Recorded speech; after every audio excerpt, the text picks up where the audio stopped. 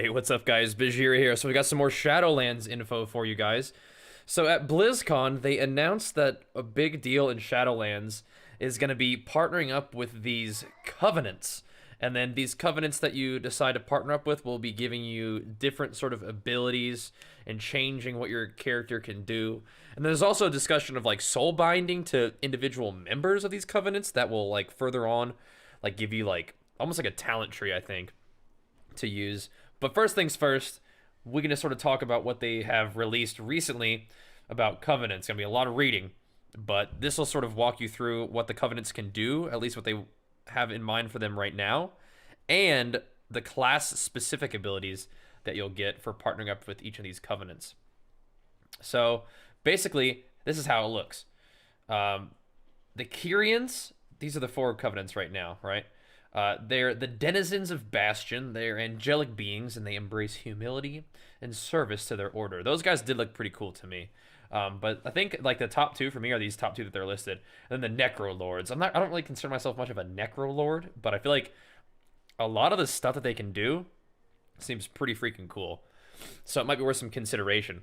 These guys are comprised of liches, warlords, and spies. The Necrolord Covenant calls Maldraxxus home. So once again, doesn't really sound like my kind of guy. But could be kind of cool. Then we've got the army that defends the Shadowlands. Then the Night Fae. These are guardians of nature. The Night Fae inhabit Ardenwald and shepherd beings through the cycle of life and death. It was through their aid that the demigod Cenarius was able to make his return to Azeroth during the events of Cataclysm. And then the Venthyr. These guys are like vampires, making their home in Revendreth. The vampiric Venthyr are punishers of the unworthy, seeking to rehabilitate the sinful souls sent to them by the Arbiter. So I'm pretty sure that it's saying like here, when the time comes to ally with one of these 4, you want to carefully consider the abilities Covenant will provide you, because I think it's kind of like it's a decision that you're somewhat locked into, right? And they give you 2 abilities tailored to the theme of the Covenant. The first one is the signature ability, which is available to all Covenant members regardless of your class, race, or specialization. And then there's another one I think is a little bit more catered to your class and stuff, which should be pretty neat. That's what it says. The second of these abilities is specific to your class. So I remember when we played Shadowlands, like the demo at BlizzCon, there was one that gave me a spear as a warrior when we were partnered with the Kyrian. There was one that sort of let you like dash through like a movement skill. You can check out my my Shadowlands demo that we got to play with Jenny, which is pretty fun. But as always, these things are always a work in progress, and they may have changes done to them over time, or they might just change altogether. So the Covenant signature abilities. Kyrian allows you to summon a Steward, which brings you a Vial of Serenity, which can be consumed to restore health and remove all curse, disease, poison, and bleed effects. They also can sell you stuff, which is kind of interesting. The Door of Shadows, you wend through the shadows, appearing at the targeted location. Interesting, so it's like a teleport, I guess. Necrolord, this one sounds interesting. Fleshcraft. You form a shield of flesh and bone that prevents damage equal to a portion of your maximum health. Standing near the corpse of a defeated enemy, when the ability is cast, will create a larger shield. So once again, like, I think that my style is probably more Kyrian in terms of how I think about my character, but the Necrolords have so many cool things, so I might have to consider that one. And the Night Fae. Hi, Archer. They Soul Shape, turn into a Vulpin, increasing movement speed. You may reactivate Soul Shape to teleport a short distance forward. Additionally, cosmetic forms can be earned and collected through a variety of gameplay. While out in the world, this effect has a short duration before it wears off. Some very druidic stuff going on right there. This spear right here, this is what warriors do. We were using that in the alpha. It was pretty fun. So let's say, along with aligning with a specific covenant, provides access to class abilities that provide additional combat-oriented gameplay options that are tailored to the theme of that covenant. So we'll check this one out. These are the big ones. These are covenant class abilities. So when you're thinking, okay, so I'm playing my DK, what should I use? What covenant should I go with for my DK? It's gonna have it's a pretty important decision because these will give you different stuff, right? So for DK, if you go with the Kyrian, you'll be able to shackle the unworthy, where you admonish your target for their past transgressions, reducing the damage they deal to you and dealing arcane damage over time. Shackle the unworthy's cooldown is reduced when you damage the affected enemy with a rune spending attack. Interesting. So I wonder if there's any sort of CC element to that. It's because shackle makes me think of CC, but you reduce the damage they deal to you, and you deal damage to them. It's interesting. If you go with the Vent Theory, you have a swarming mist. A heavy mist surrounds you, increasing your chance to dodge. Deals shadow damage over time to enemies within range. Every time it deals damage, you gain additional runic power to a maximum amount. So just AoE for DKs. And dodge, blech. I don't want a DK dodge in my attacks. It sounds annoying. Abomination Limb. You sprout an additional limb for a limited amount of time. That's freaky for DKs. Dealing shadow damage to nearby enemies. If an enemy is farther away from you, they're pulled to your location. And it has a death grip. Oh my goodness. That one sounds pretty OP. I'm telling you, man, the Necrolord has so many cool things. Knight's Fate, Death's Due, replaces death and decay. Corrupts the targeted ground, causing shadow damage over a duration of time to targets within the area. Affected enemies deal reduced damage to you, and their power is transferred to you as an equal amount of strength. What? While you remain in the area, Necrotic Strike and Heart Strike will hit additional targets. Scourge Strike and Clawing Shadows will hit all enemies near the target. Wow. This one also sounds pretty OP. Demon Hunter, great.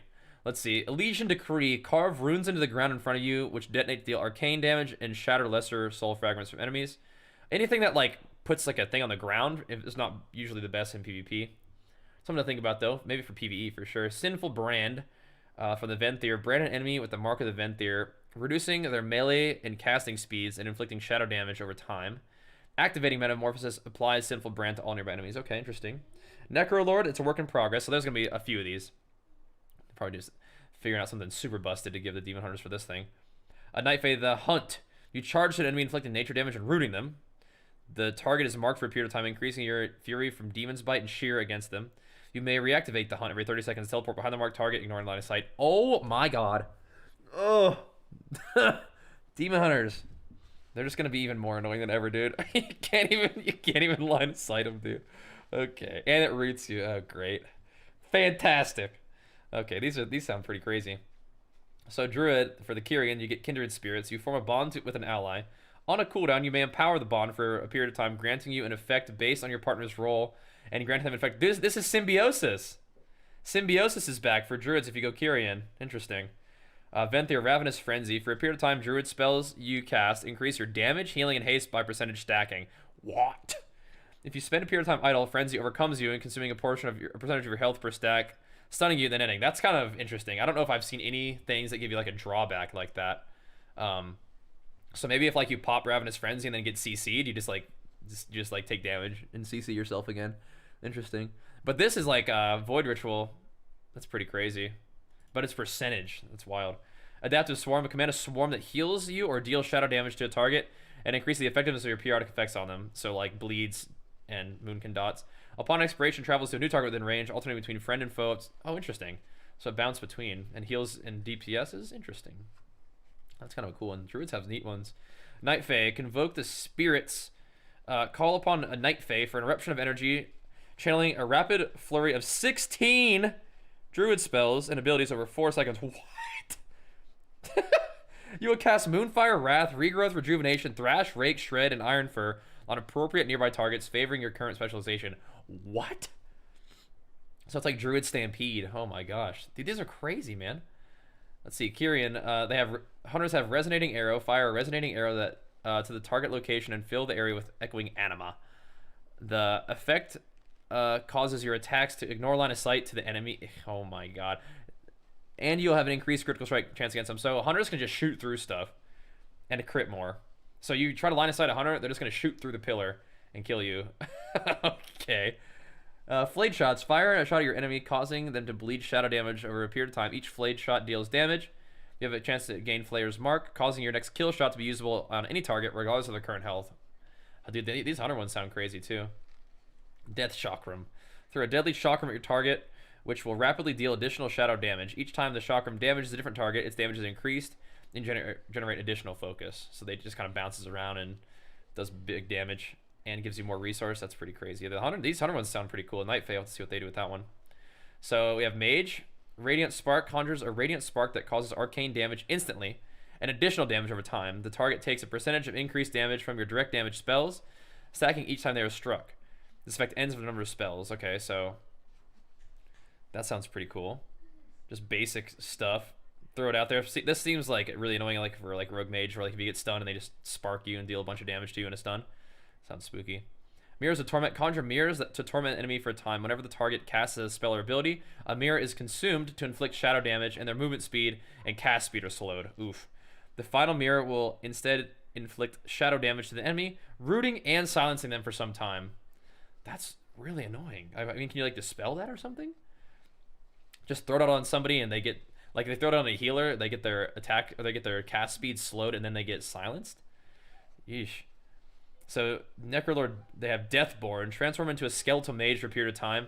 While in the form of a Skeletal Mage, your Frostbolt, Fireball, and Arcane Blast are greatly enhanced, and your spell damage is increased. So it's just like an offensive cooldown, just like it's like skeletal avatar for mages.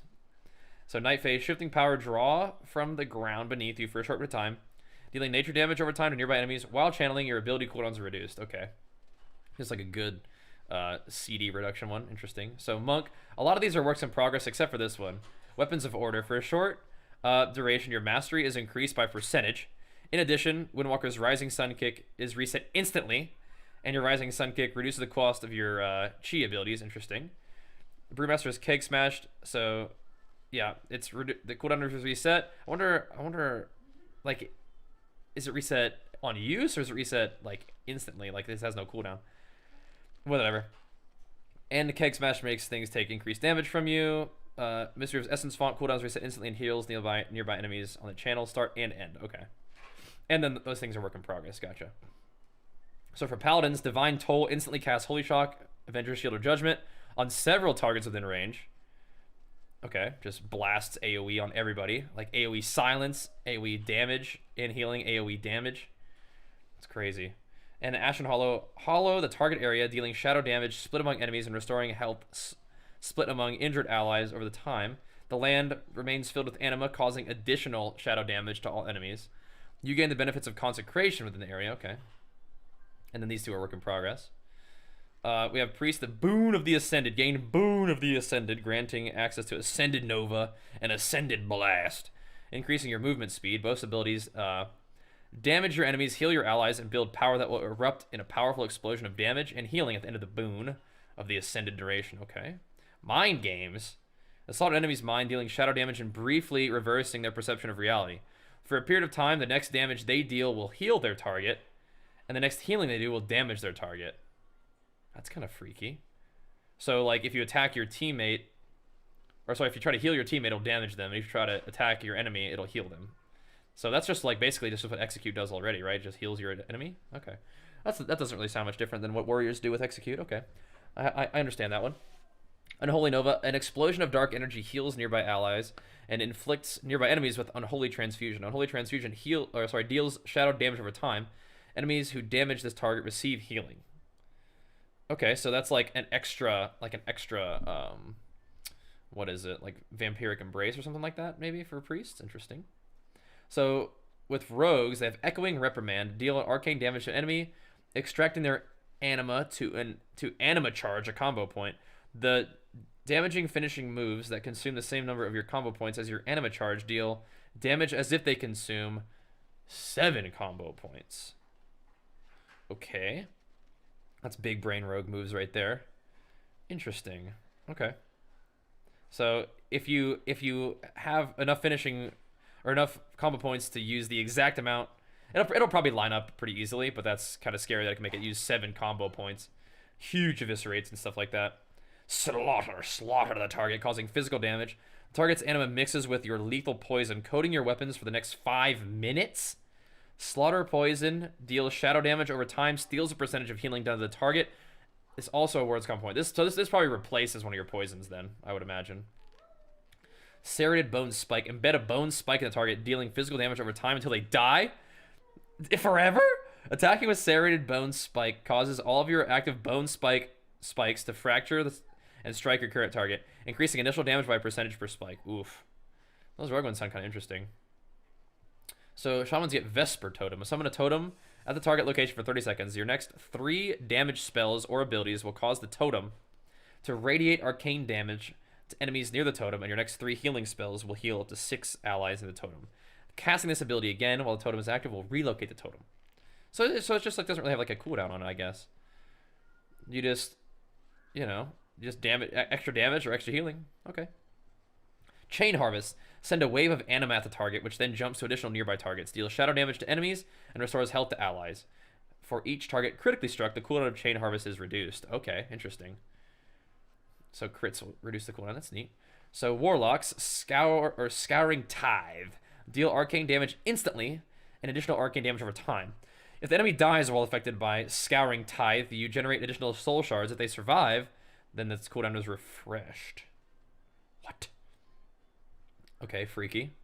Impending Catastrophe. Call forth a cloud of chaotic anima that travels to the target enemy, dealing shadow damage to enemies within their path.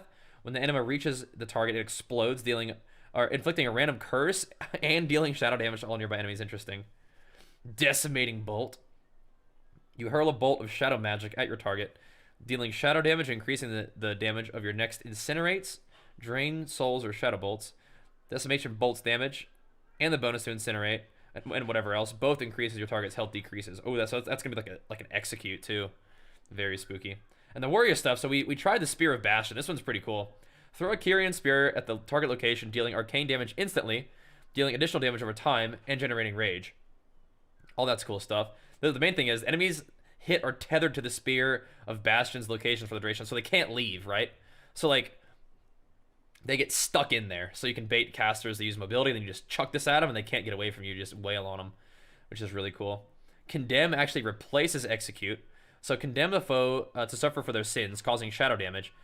Only usable on enemies who are above 80% health or below 20%. So you can start battle with this or finish it with this. The primary target is weakened, preventing a moderate amount of damage they would deal to you. If your foe survives, a portion of the rage spent is refunded. So it's basically Execute, but it just debuffs your opponent to make them do less damage to you. So you can use that right off the bat to make them deal less damage to you or try to finish them off and not let them, like, you know, try to kill you back, right? Necrolord. This is pretty interesting too. Conqueror's Banner. Brandish the banner of the Necrolords, increasing your movement speed and causing Mortal Strike, Raging Blow, and Shield Slam to grant you glory. So this sounds a lot like Path of Exile's banner. So you basically get a banner on, right? And you generate glory by killing enemies or using abilities. Reactivate this ability, plants the banner in the ground. Hopefully it's not killable. Granting an increased amount of maximum health and additional attack speed to you and your allies within range of the banner. Last additional time per glory up to a maximum amount. So I can use this on, I can see using this in arena, right? Like you charge up your banner, and then whenever your team is doing a go, you drop that banner and everybody gets attack speed and stuff and just plasters people. I wonder if it's also cast speed though, because if this is good for melee cleave, but it'd be cool if casters get it too, or it's just good for you. That's fine. And then of course the Night Fae is still a work in progress as well. So this is an idea of what they're working on. A lot of these things can change, but this gives you an idea of, like, you know, what you can look forward to when you select a Covenant. And for me, once again, I think Kyrian or Necrolord are kind of like the leading choices for me. The Spear is cool, but so is that banner for warriors. But a lot of classes have really neat stuff. So this is one of the things we're gonna be doing, man. Is when information comes out about Shadowlands, I'm gonna do my best to look it over with you guys. We could do this on stream too, but I definitely wanted to make sure that we throw the videos up as well for you guys. And some of these videos may come from the stream too. So. But as long as Shadowlands information is coming out, definitely excited to share it with you guys. I'm enjoying BFA quite a bit, but Shadowlands is super, super hype, and I'm glad that they're giving us some information to think over and talk about, and hopefully we get into that alpha and can test that out as well. But either way, if you guys are interested in Shadowlands content or just enjoy the content in general, definitely be sure to show the video some love. Make sure to subscribe, stay tuned for more, and we'll see you guys next time. Peace!